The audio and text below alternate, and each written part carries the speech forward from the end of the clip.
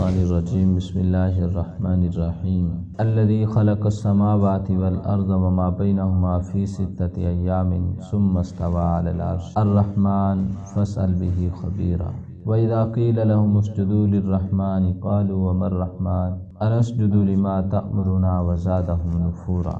اور جس نے آسمانوں اور زمینوں کو اور جو کچھ ان دونوں کے درمیان ہے 6 دن میں پیدا کیا، پھر عرش پر جا ٹھہرا، وہ جس کا نام رحمان یعنی بڑا مہربان ہے، تو اس کا حال کسی باخبر سے دریافت کر لو۔ اور جب ان کفار سے کہا جاتا ہے کہ رحمان کو سجدہ کرو تو کہتے ہیں کہ رحمان کیا ہے؟ کیا جس کے لیے تم ہم سے کہتے ہو ہم اس کے آگے سجدہ کریں؟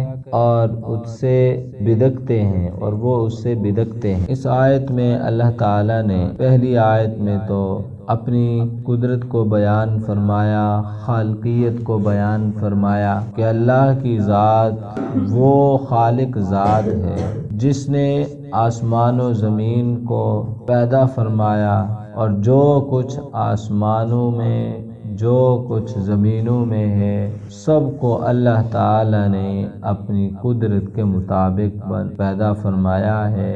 اور آسمان اور زمین کو اللہ تعالیٰ نے 6 دنوں میں بنایا۔ اللہ تعالیٰ نے 6 دنوں میں، یہ جو 6 دن کہا گیا ہے اس سے مراد 6 دنوں کا جو وقت ہوتا ہے وہ مراد ہے، کیونکہ اس لیے کہ آسمان زمین بننے سے پہلے نہ دن ہوتے تھے نہ رات ہوتا تھا، نہ سورج نہ چاند ہوتا تھا، تو مراد اتنی مقدار ہے جتنا 6 دنوں کا وقت ہوتا ہے اتنے وقت میں اللہ تعالی نے آسمان و زمین کو بنایا، تخلیق فرمائی۔ اور 6 دنوں میں بنا کر اللہ نے ہم انسانوں کو ایک سبق سکھلایا کہ کوئی بھی کام کرنا ہو اس میں جلدی نہ کی جائے، بلکہ تدریجاً جو کام کیا جائے ایک ترتیب کے ساتھ جو کیا جائے، منظم طریقے سے کیا جائے، وہ ٹھیک ہوتا ہے۔ وگرنہ اللہ تعالی 6 دنوں میں جو آسمان و زمینوں کو جس نے بنایا وہ اس پر قادر ہے کہ ایک لمحے میں بھی بنا سکتے تھے، ایک لمحے میں بھی پیدا فرما سکتے تھے، لیکن ہم انسانوں کو سبق دیا کہ کوئی بھی کام کرنا ہو تو ایک منظم طریقے سے ایک ترتیب کے ساتھ کیا جائے۔ پھر فرمایا ثم استوى علی العرش، پھر وہ عرش پر جا ٹھہرا۔ تو یہ عرش پر ٹھہرنا اس کا کیا حالت ہے، کس طرح کس کیفیت کے ساتھ ٹھہرے، اس پر بحث نہیں کی جا سکتی۔ امام مالک رحم اللہ کے ایک شاگرد نے ان سے آ کر سوال کیا کہ ثم استوى علی العرش سے کیا مراد ہے، کیا کیفیت ہے؟ انہوں نے جواب میں فرمایا ثم استوى علی العرش، اس پر ایمان رکھنا واجب اور فرض ہے، اور اس کی کیفیت کیا ہوگی اس بارے میں سوال کرنا یہ بدعت ہے۔ جو بھی کیفیت ہوگی جیسے بھی ہوگی اس میں ہم بحث نہیں کر سکتے،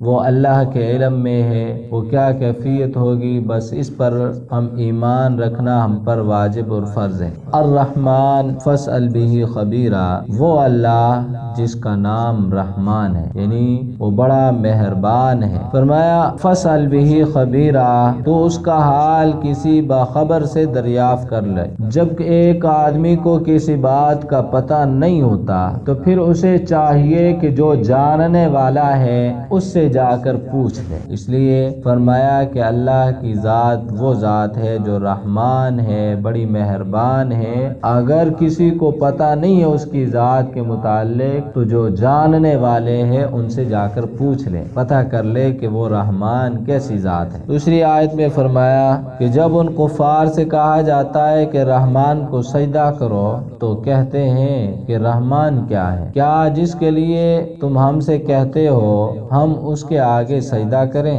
یہ وہ کافر رحمان کو سجدہ کرنے سے بدکتے ہیں۔ تو یہ کافروں کے بارے میں، کیونکہ وہ کفر اور شرک میں اتنے پکے ہو چکے ہیں، ان پر رحمان کو سجدہ کرنا گرا گزرتا ہے، مشکل گزرتا ہے۔ یہاں پر مفسرین نے لکھا ہے صلح حدیبیہ کے موقع پر رسول اللہ صلی اللہ علیہ وسلم نے نے معاہدہ لکھواتے ہوئے، حضرت علی رضی اللہ تعالیٰ عنہ لکھنے والے تھے، یہ بہت تیز لکھا کرتے تھے۔ رسول اللہ صلی اللہ علیہ وسلم نے شروع میں بسم اللہ الرحمن الرحیم لکھوایا تو کفار کی جانب سے جو ان کا قاصد تھا، جو آدمی تھا سہیل بن عمر، اس نے اعتراض کیا، جو اس وقت تک مسلمان نہیں ہوئے تھے، بعد میں مسلمان ہوئے۔ انہوں نے کہا کہ بسم اللہ الرحمن الرحیم ہم نہیں جانتے رحمان کیا ہوتا ہے، ہم تو مانتے نہیں ہیں، اس لیے بسم اللہ الرحمن الرحیم نہ لکھا جائے۔ رسول اللہ صلی اللہ علیہ وسلم نے